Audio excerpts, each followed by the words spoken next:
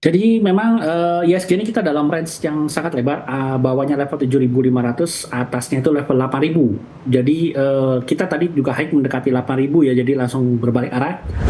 Kalau sampai 8.000 tembus, itu mungkin arahnya akan mainnya di range 8.000 sampai dengan 8.250. Jadi semoga bisa bertahan.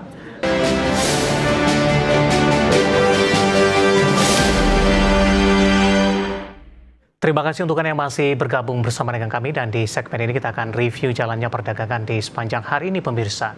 Dan kami ingatkan kembali Anda masih bisa berpartisipasi di WhatsApp interaktif di 0812 di 8788 di 3723 seperti yang tertera di layar televisi Anda nantinya. Dan saat ini kami sudah terhubung melalui Zoom bersama dengan Bapak Kiswoyo selaku Direktur PT Rumah Para Pedagang. Kita akan langsung sapa saja. Pak Kiswoyo, selamat sore. Apa Ya, kabar Pak sore. Kiswoyo? Baik, baik. Terima kasih Pak Kiswoyo sudah meluangkan waktu di IDX Channel. Secara teknikal Pak, di sepanjang perdagangan hari ini indeks harga saham gabungan berbalik arah ke zona merah Pak. Kemarin juga sudah mengalami kenaikan signifikan, sesi pertama lanjut penguatan, namun daya tahan indeks harga saham gabungan kembali diuji. Secara teknikal, bagaimana Anda melihat? Apakah profit taking terjadi Pak? Dan secara teknikal, indeks harga saham gabungan masih mampu bertahan di atas level 7.900-an. Jadi memang ISG ini kita dalam range yang sangat lebar, bawahnya level 7.500, atasnya itu level 8.000. Jadi kita tadi juga high mendekati 8.000 ya, jadi langsung berbalik arah. Dua range besar ini adalah level psikologis 7.500 dan 8.000. Dan garis tengahnya 7.750. Jadi selama masih main di 7.750 sampai 8.000 ya, kita akan main di range seperti itu. Memang kita lagi menunggu momentum untuk menembus level 8.000 yang artinya bikin new high baru di atas 8.022 seperti itu. Memang kita akan ada pemicunya, salah satunya adalah The Fed akan menurunkan suku bunga, sudah banyak yang optimis. Jadi janjinya The Fed di bulan Desember tahun kemarin adalah tahun ini akan menurunkan suku bunga 2 kali. Jadi harusnya mungkin yang pertama kali akan diturunkan di bulan ini, yang artinya sekitar minggu ini ya, sekitar minggu ini itu akan diturunkan suku bunganya, dan belum tahu apakah BI akan mengikuti atau BI yang hold dulu, karena BI sudah menurunkan lebih dulu nih. Padahal The Fed belum menurunkan suku bunga tahun ini, tapi BI sudah menurunkan suku bunga terus. Gitu. Jadi memang ini akan menjadi sentimen positif buat market, buat pasar modal, karena kalau The Fed menurunkan suku bunga, artinya akan ada banyak duit-duit asing atau duit-duit dari Amerika yang akan keluar mencari pasar baru yang bisa memberikan gain lebih besar, dan salah satunya masuk ke emerging market di Indonesia, dan itu yang kita harapkan juga sih untuk semuanya gitu. Baik, arahnya akan kemana Pak dalam jangka pendek dan menengah untuk indeks harga saham gabungan? Selain tadi juga sempat Anda singgung ada potensi ini dalam waktu dekat ke 8.000 hingga ke 8.022. Kalau sampai 8.000 tembus, itu mungkin arahnya akan mainnya di range 8.000 sampai dengan 8.250. Jadi semoga bisa bertahan.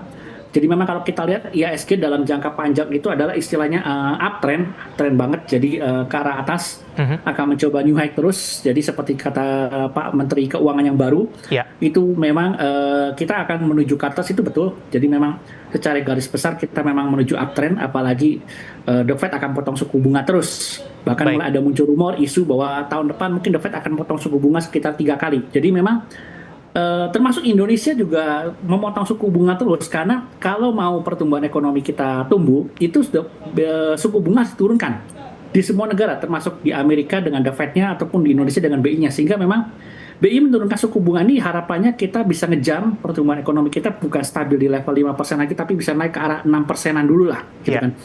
Dan itu memang Amerika juga sama, mereka sedang melakukan hal yang sama dengan menurunkan The Fed-nya ya, menurunkan suku bunga terus ditekan sama Trump kalau bisa sampai ke level 3%. Ya, artinya mungkin tahun depan akan ada penurunan suku bunga besar-besaran. Dan biasanya ada statistik juga di Amerika bahwa kalau The Fed menurunkan suku bunga, itu biasanya indeks harga saham gabungan mereka, indeks utama mereka itu akan naik gitu loh. Jadi diharapkan kenapa indeks harga saham akan naik? Karena bagaimanapun juga kita selalu ingat bahwa indeks harga saham satu negara adalah gambaran ekonomi 6 bulan ke depan. Jadi 6 bulan ke depan, gambaran ekonomi suatu negara dilihat dari indeksnya. Kalau IHSG kan untuk Indonesia. Nah makanya, jadi nanti kalau suku bunga turun, jangan heran IHSG juga akan naik. Dan itu sudah terbukti kan, IHSG kemarin naik pada saat dari awal tahun tuh BI Rate menurunkan terus suku Ya, bunganya, BI menurunkan terus suku bunga, ISG-nya ngejam kan, bikin new high sampai 8.000 kan. Nah, itu juga nanti akan diimbangi oleh Amerika, motong the Fed akan memotong, Dow Jones akan naik, terus di Indonesia kalau sampai BI motong lagi, ya ISG juga akan naik lagi, seperti baik. itu. Jadi memang kita masih dalam tren bullish atau kenaikan indeks harga saham gabungan lah, gitu. Oke, Pak Kiswoyo, di tengah pembalikan arah indeks harga saham gabungan secara intraday hari ini, sektor atau konsumer primer ini, terutama untuk saham-saham emiten rokok hari ini kompak kembali menguat Menguat. signifikan, Pak. Ada Gudang Garam, HMSP, kemudian WIM, dan juga ada ITIC. Rata-rata menguat di atas 19 dan 20 dan juga 24%. Sentimen tadi ada sinyal dari Kementerian Keuangan. Bagaimana Anda melihat posisi ini dari sisi fundamental terlebih dahulu, Pak? Review singkat saja. Jadi gini, Bapak Menteri Keuangan yang baru ini sepertinya dia adalah orang jalanan ya, artinya dia tidak bergantung pada data-data BPS, tapi dia juga melihat ke market, ke lapangan, bukan ke market, melihat ke lapangan. Beliau juga bekas orang market ya, gitu kan. Jadi memang kayaknya beliau mungkin akan memotong cukai rokok. Jadi kita semua tahu masalah kita ini masalah yang komplikasi. Ya, Ketika Ibu Menteri Keuangan yang dulu menaikkan cukai rokok dengan alasan untuk mengurangi konsumsi rokok, ternyata tidak berhasil. Konsumsinya tetap besar, tapi malahan orang tidak merokok dengan rokok yang legal, yang bayar pajak cukai, merokoknya ganti yang ilegal, yang rokoknya lebih murah gitu kan. Malahan itu tidak bayar pajak, tidak bayar cukai.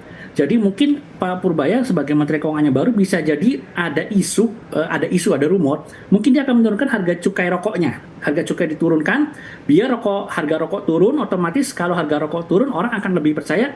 Begini, kalau harga rokok sama antara legal dan ilegal, pasti orang ya, akan milih yang legal. Jadi otomatis cukainya juga akan tetap dapat gitu loh. Tapi ilegalnya akan hilang, dan ketika cukai dapat, otomatis yang legal itu akan membuka lapangan pekerjaan. Jadi mungkin tekniknya Pak Purbaya adalah memahami kondisi lapangan ini, 30% rokok kita ini ilegal, tidak bayar cukai, tidak bayar pajak gitu kan. Jadi malah konsumsi tidak bisa ditekan, yang ada negara tidak dapat pajak gitu kan. Jadi mungkin baik. akan dibalik, kebijakannya akan dibalik. Makanya ini menjadi sentimen positif bagi emiten rokok. Dan tinggal kita lihat implementasinya. Apakah langsung Pak Purbaya Ya, nanti menurunkan cukai rokoknya? Nah itu pasti diharapkan penjualan rokok-rokok yang legal, HMSP, Gudang Garam itu akan naik lagi. Kan selama ini mereka ketekan terus, karena baik. cukainya kan naik terus, harga rokok naik gitu kan. Nah, Ya, kalau cukai turun, harga rokok turun, diharapkan rokok ilegalnya hilang, pemerintah juga tetap dapat pajak dari cukai, penjualan rokok juga akan naik yang legalnya. Seperti baik. itu. Pak Kiswoyo, langsung saja kita ke Gudang Garam, Pak. Dari analisis teknikalnya seperti apa? Menguat di 17,74% di 10.950. Secara teknikal, analisis dan rekomendasinya, apakah ini juga didukung dari sisi volume dan penguatan signifikan hanya bersifat sementara dari posisi teknikal, karena beberapa hari lalu juga sempat kejadian yang sama, hanya berlangsung 1 hari perdagangan, saham rokok kembali mengalami koreksi cukup dalam. Kalau dari volume hari ini tinggi banget, Ya, banget. Jadi dari awal tahun ini volumenya adalah tertinggi ya untuk Gudang Garam. Tapi memang harganya belum, karena kalau dari awal tahun Gudang Garam itu ada harga high 12.200, tapi ini volumenya lebih tertinggi di tahun ini dari ya, 1 Januari, tapi memang harganya belum melewati 12.200 harga high-nya. Jadi mungkin kedepannya ini ada resisten di area 11.250. Kalau itu bisa tembus, dia akan mencoba ke arah 12.000. Jadi Oke. kita lihat besok-besok apakah masih kuat apa enggak. Tapi memang Baik. ada resisten, saya lihat di yang terdekat yaitu 11.250 sama 12.000 lebih dulu. Volumenya memang Oke. hari ini tinggi banget. Rekomendasinya, Pak? Tertinggi di tahun ini. Waduh, kalau sudah naik tinggi begini memang agak-agak beresiko bagi yang masih punya, ya silakan hold, pasang trading stop aja. Di Jadi level kalau berapa? turun, jual. Ya itu tadi bilang resisten tadi 11.250 itu yang diwaspadai. Kalau dia nggak bisa nembus ke atas, ya siap-siap jualan. Tapi kalau bagi yang mau beli, nekat mau beli boleh dikejar, tapi ya harus siap-siap berani cut loss. Baik. Karena ini harganya sudah tinggi banget sih. Gitu. Oke, analisis untuk saham-saham emiten rokok yang hari ini lonjakan yang cukup signifikan. Tadi ada Gudang Garam, dan lagi-lagi keputusan investasi tetap ada di tangan pemirsa IDX Channel. Pak Kiswoyo, menarik, kita akan jeda terlebih dahulu. Nanti kita akan coba lihat saham-saham pilihan apa saja yang Anda rekomendasikan, dan sekaligus update penutupan perdagangan di sesi kedua hari ini. Dan pemirsa, kami akan segera kembali sesaat lagi.